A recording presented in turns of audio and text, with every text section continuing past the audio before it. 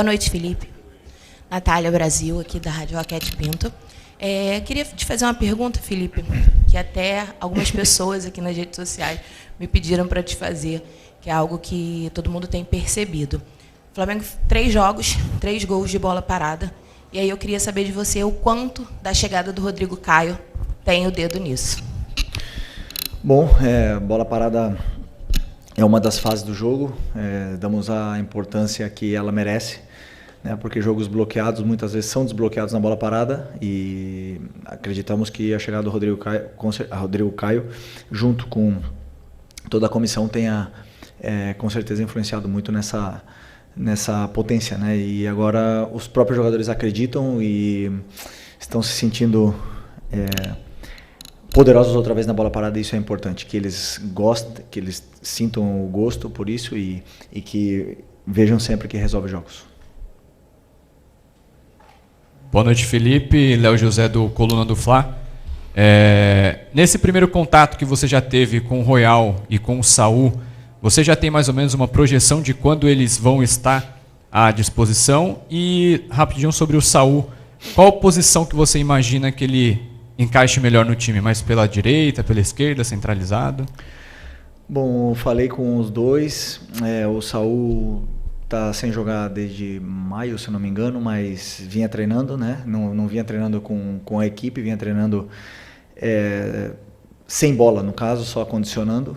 Então ele está condicionado, mas ainda precisa de mais tempo, mais treinos, e o Emerson vinha fazendo a pré-temporada junto com a equipe, né? Então pode ser que a gente possa contar com ele aí um pouco antes, mas eu acredito que sejam os dois rápido, porque estão muito em forma, são jovens e tem essa memória muscular que é importante. Sobre a posição do Saul, vejo ele em todas as posições do meio campo e é um cara que vai somar muita qualidade para a gente, competitividade, é um cara super competitivo. Tem muita chegada na área, tem gol, cabeceia muito bem, além da qualidade técnica individual que é o que fez ele fazer a carreira que ele fez. Então, estamos muito felizes de poder contar com ele aqui. Felipe, boa noite aqui embaixo. Aonde? Ah, tá, tudo bem. Fernando Silva, pouco tempo você deu uma declaração sobre o Matheus Cunha, que ele seria o goleiro da Copa do Brasil. A gente sabe que ele tem um pré-contrato assinado com o Cruzeiro, já vai o primeiro jogo da Copa do Brasil quinta-feira. Queria saber se vai manter os seus planos de botar ele para atuar na Copa do Brasil, ou se você tem outros planos para ele. Obrigado. Não, eu falei que ele ia jogar contra o Botafogo da Paraíba. Não falei que ele ia ser o goleiro das Copas, né? Falei que ele ia jogar contra o Botafogo. Ainda não decidimos a equipe, mas é uma possibilidade que ele possa jogar, ou também uma possibilidade que o Rossi continue. Isso a gente vai decidir ainda essa semana. Felipe, Raíza Simplício da Gol Brasil e da revista Placar. Eu queria saber como é que está a situação do Nico de la Cruz, né? Ele foi liberado esse final de semana para viajar, ficar lá com a família dele, mas queria entender o que aconteceu exatamente, como é que ele está clinicamente e quais são os seus planos assim para ele, quando você acha que ele vai estar à disposição, porque a gente vê no meio-campo, né, tem a questão do Alan, que também teve que fazer um controle de carga, a gente vê o Jorginho também jogando direto 90 minutos, então em determinado momento a gente acredita que você vai precisar do Nico. Bom, o Nico é um jogador agora que está no departamento médico, então quem define os horários e as folgas é o departamento médico, né? Uma pergunta para eles, também o prazo é uma pergunta para o Dr. Sasaki. E do meu caso, da minha parte com o Nico, a única coisa que eu posso dizer é que um jogador extraordinário nos ajudou muito até essa lesão pré-mundial. E até por isso que eu sou super agradecido a ele, porque era um momento onde a gente estava muito delicado, né, da nossa equipe de baixas. Tínhamos uma lesão do Eric, uma lesão do Alan, uma expulsão do Gerson, na qual tínhamos o Everton Araújo e ia ter que improvisar o Varela. E conversei com ele, ele estava realmente no limite e ele foi, né, no sacrifício aquele jogo e acabou tendo essa lesão. Então, é um cara que sempre que pode dar tudo que tem pela equipe, e um jogador que se sacrifica, que coloca o próprio corpo a serviço da equipe, ele vai ter a minha proteção, vai ter o meu carinho sempre. Estou contando os dias para que ele possa voltar, porque ele é muito importante para a gente. Felipe, Rodrigo Ramos, eu queria falar aqui do jogo coletivo do Flamengo, tendo em vista que o Flamengo hoje é o melhor ataque do Campeonato Brasileiro, a melhor defesa, porém os defensores foram os jogadores que deram as vitórias ao Flamengo. Para você, quão é importante esse jogo coletivo do Flamengo, tendo em vista que os atacantes fazem gol, os zagueiros fazem gol, todos se ajudam mutuamente?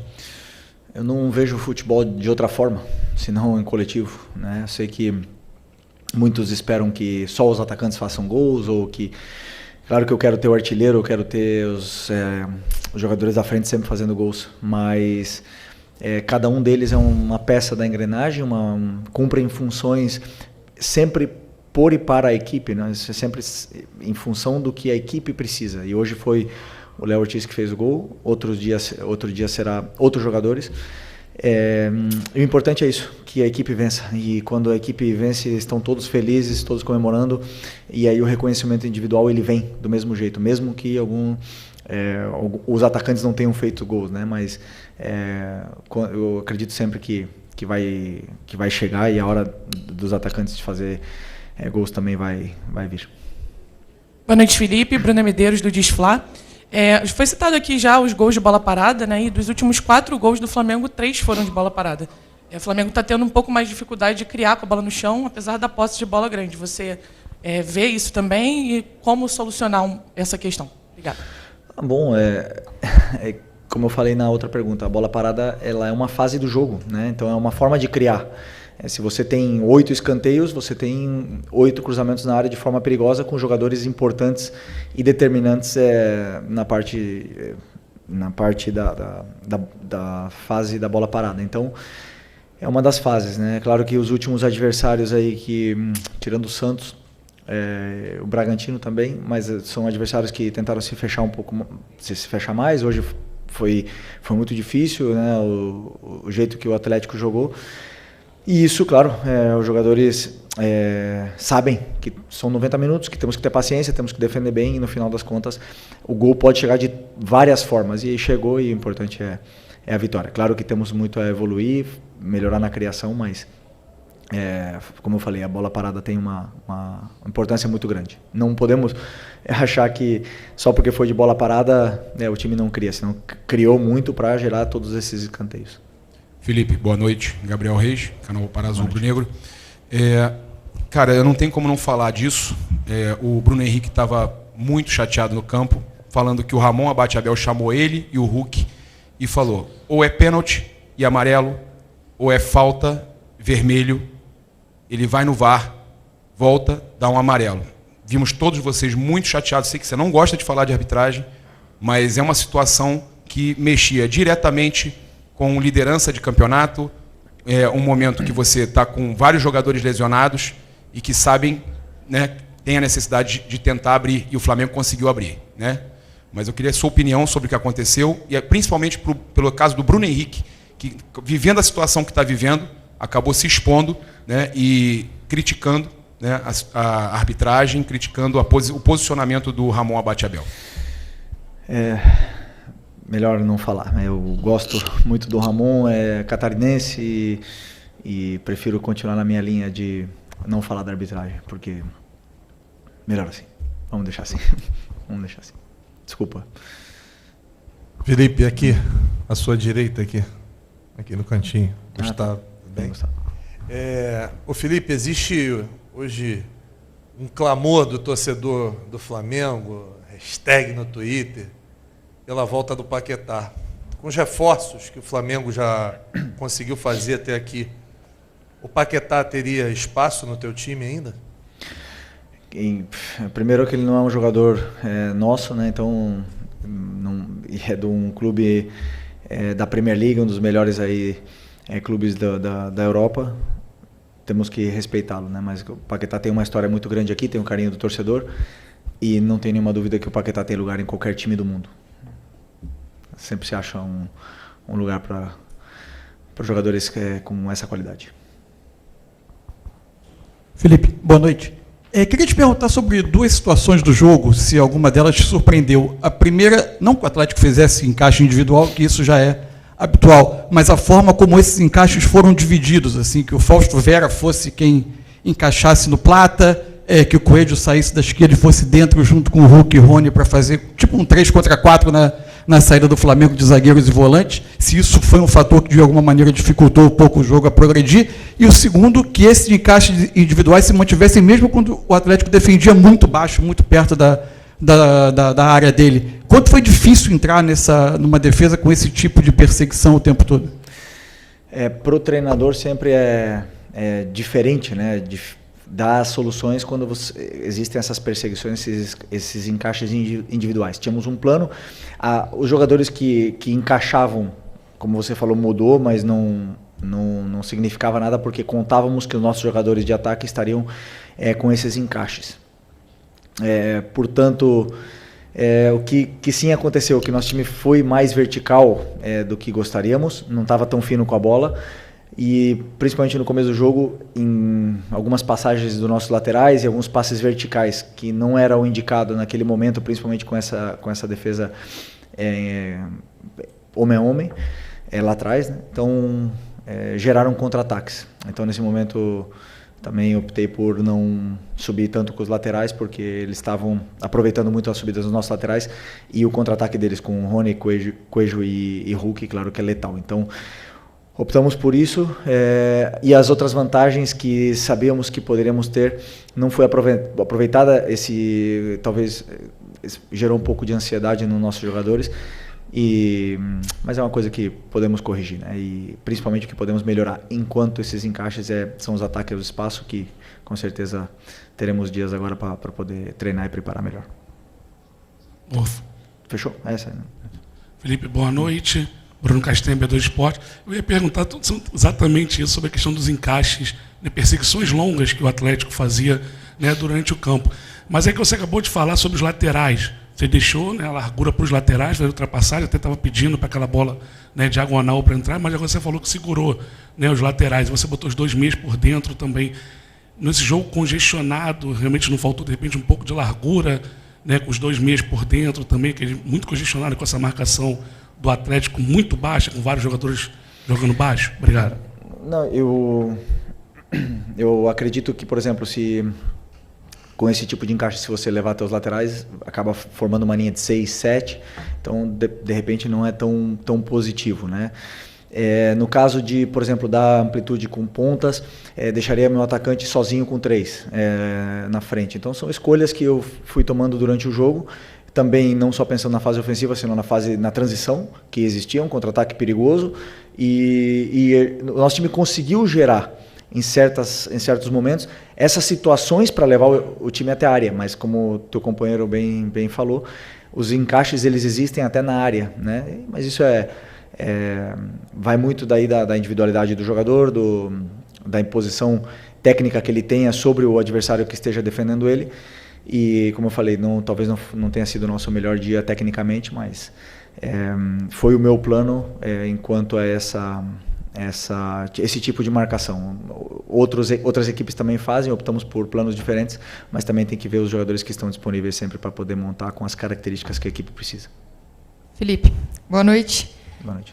Pensando agora no próximo jogo, os 4 confrontos que envolvem apenas os times da Série A nas oitavas da Copa do Brasil, eles têm uma coisa em comum, que são confrontos de times que disputaram o Mundial de Clubes contra times que descansaram, aproveitaram esse período aqui no Brasil para fazer uma espécie de pré-temporada. Você já tem enfrentado isso nessas últimas rodadas aí do Brasileiro, mas você acha que isso pode ser determinante? Quem pode levar a vantagem nisso? Um time que disputou o Mundial, continuou com o ritmo de jogo, vem com a moral levantada, ou um time que chega mais descansado? Você acha que isso pode fazer diferença?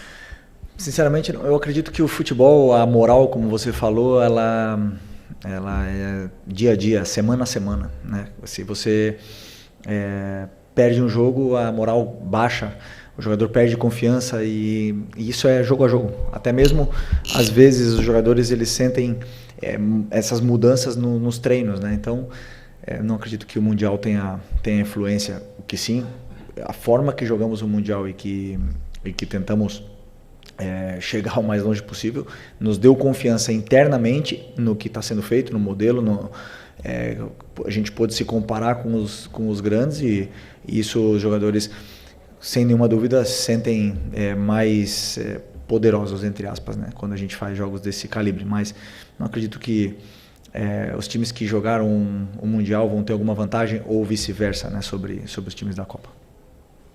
Oi, Felipe aqui, David Sharp, tudo bem? Parabéns pela vitória, pela liderança, pela retomada da liderança. Eu vou te perguntar sobre posse de bola, porque o Flamengo vem sempre tendo mais de 60% de posse de bola nos seus jogos. Mas hoje, de novo, assim como no último jogo com o Bragantino, o coeficiente de gols esperados do Atlético Mineiro foi maior, foi 1,12 contra 0,82. Ou seja, o Atlético Mineiro teve chances, né?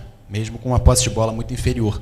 Aí eu te pergunto, às vezes não seria mais interessante diversificar esse modelo de jogo, com menos posse de bola, com um time mais vertical, talvez mais arriscando um pouco mais, para que tenha menos posse de bola, mas seja mais contundente, como o Sampaoli falou, e até sobre o modelo de jogo mesmo, como a gente está falando aqui, se você quiser comentar o que falou o Alcaraz agora, nessa entrevista que ele deu. Primeiro, sobre a verticalidade. Hoje meu time foi extremamente vertical e perdemos bolas e geramos esse coeficiente negativo ou positivo para o Atlético Mineiro, contra-ataques. Então, não quer dizer que você, com bola verticalizando, vai ter... Depende muito da qualidade técnica, da qualidade individual defensiva do adversário, da qualidade coletiva do adversário em defender também, e vai gerar dificuldades. Cada time tem uma forma de defender e nem sempre é fácil entrar. É um time super qualificado e ainda por cima está fazendo contratações ainda que vão potencializar ainda mais essa equipe. É uma equipe muito forte e não é fácil entrar. Não é fácil entrar. Agora, vamos pensar, vamos jogar sem a bola, dar a bola para o adversário e ficar em bloco baixo? Aí eu queria ver se as perguntas estariam sendo dessa maneira aqui. Eu não posso reclamar. Meu time é líder, melhor ataque, melhor defesa. Não tenho que pensar em mudar o modelo. Tenho que pensar em continuar vencendo, simplesmente. Mas nós variamos. Hoje jogamos com 2 atacantes, como o teu companheiro falou, com as pontas por dentro. Laterais passaram, depois pararam de passar. Depois entrou o Wallace. E aí as variações elas existem. Muitas vezes jogamos com 3, jogamos com 2. Está aí. Tá aí. As variações estão aí. Esperar em bloco baixo? Nunca.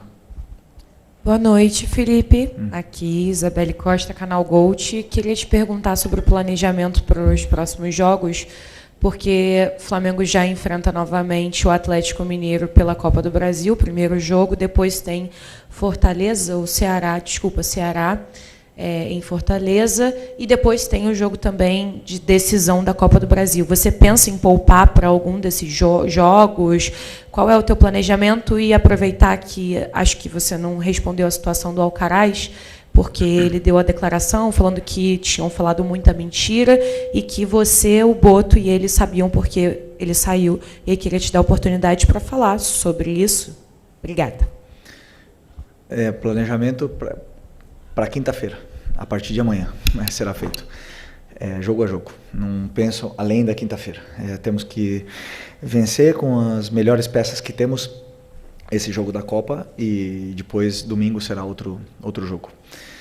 Sobre o Alcaraz eu falei já. Eu falei depois do título da Supercopa do Brasil. Falei toda a situação. Absolutamente tudo. É um menino que eu tenho um homem, né, que eu tenho um carinho gigantesco. Foi campeão do meu lado e já falei tudo. É só vocês reverem a entrevista e ali tá tudo o que eu penso sobre essa situação e ele sabe que tudo o carinho que eu tenho por ele. Aliás, nós falamos e é um menino muito especial na qual eu desejo o melhor e absolutamente agradecido por tudo. Felipe, aqui, boa noite. Felipe, na última quarta-feira você falou sobre a união do elenco, que é um elenco muito unido. E a gente vê, fazendo uma análise desses últimos 2 jogos do Pedro, a gente vê o Pedro com um comportamento diferente. O Pedro voltando para marcar, o Pedro roubando bola, o Pedro sendo muito mais participativo. Apesar de não ter feito gols em nenhum dos 2 jogos, a gente vê um outro Pedro. Inclusive, saiu uma matéria que ele bateu o recorde da carreira assim, em índices durante a partida contra o Red Bull Bragantino.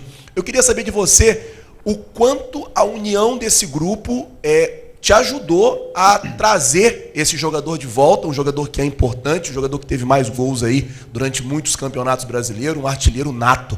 Queria saber de você isso assim e o quão essa mudança de comportamento dele tem te ajudado como uma opção também para os jogos. Obrigado. O grupo é muito bom. Já falei, já estou cansado de falar que esse grupo aqui só quer ganhar, quer fazer história, quer ganhar títulos, quer ganhar jogos, quer continuar com essa ambição, e isso eu percebo todos os dias. Então, com a situação do Pedro, como eu falei nas outras vezes, eu só ver ele fazendo isso dentro do campo é incrível. Ele tá muito bem. Aliás, não só defensivamente, que ele está do mesmo nível dos companheiros, senão tecnicamente está muito bem outra vez, e estamos muito felizes com o rendimento dele, e sem nenhuma dúvida é um jogador importantíssimo para a gente. Felipe, boa noite. Pablo Rua, aqui do Voz do Ninho. Queria falar um pouco sobre o Jorginho, né? Desde que ele chegou, praticamente jogou todos os jogos do Mundial até aqui. Parece que ele já virou um homem de confiança para você, né? Queria que você fizesse uma análise, porque ele está em quase todos os jogos e praticamente não descansa, dá para ver quanto ele se entrega pela equipe, né? Um jogador totalmente diferenciado, um jogador único na sua posição, que, como eu já falei outras vezes, foi o terceiro melhor jogador do mundo e hoje está aqui no Flamengo, né? Ele está tendo essa sequência de jogos também porque temos algumas lesões, a do Eric, a do Nico e da Facite do Alan, né, na qual faz ele ter essa sequência importante, né? Claro que eu, como treinador, tenho que ter um cuidado especial, mas é um jogador que se cuida, tem um histórico de lesões muito baixo e está potencializando muito a nossa equipe. Então estou muito feliz com o rendimento dele, principalmente com os detalhes na qual o tornam um treinador dentro de campo, levando a minha ideia para os companheiros e corrigindo muito dentro do campo, na qual eu valorizo muito. Boa noite, Felipe, aqui, Sidão Marinho da Litoral News. A partir de quinta, o Flamengo volta à Copa do Brasil, depois Brasileiro, Copa Libertadores. E a gente tem visto os reforços chegarem para incrementar ainda mais esse elenco, que é o melhor elenco da América. Em cima disso, e também no ótimo momento que o Flamengo vem vivendo, queria te perguntar a respeito das 3 competições. Porque a prioridade está estabelecida, é o Brasileirão. Você falou que a Libertadores também é tão prioridade quanto o Brasileirão. Mas tem a Copa do Brasil e nunca na história do futebol brasileiro alguém conquistou as 3 competições. Você acredita que isso é possível para a sua equipe, pela força do elenco? E mais do que se é possível, é um desejo que você tem, um objetivo que você tem, levando em conta essa ambição que você sempre traz para os seus jogadores, que a gente vê que eles são recheados disso, e isso move muito eles dentro do gramado. Obrigado. Bom, que primeiro ganhar quinta-feira. Não penso em agora a longo prazo. Claro que o objetivo do clube, como você bem falou, né? A gente sabe da Libertadores e do Brasileiro a importância que tem essas competições, mas a Copa está aí, estamos vivos, estamos com possibilidades e temos que ganhar do Atlético. E conforme forem passando os jogos, a gente vai ver onde a gente vai chegar em todas elas, né? Porque não dá para falar, vamos ganhar todas elas e no final não chegar em nenhuma. Então, como eu sempre falo, jogo a jogo, ganhar quinta, vamos ir para ganhar quinta-feira e tentar fazer um grande jogo para poder fazer um resultado bom para a volta. Ok?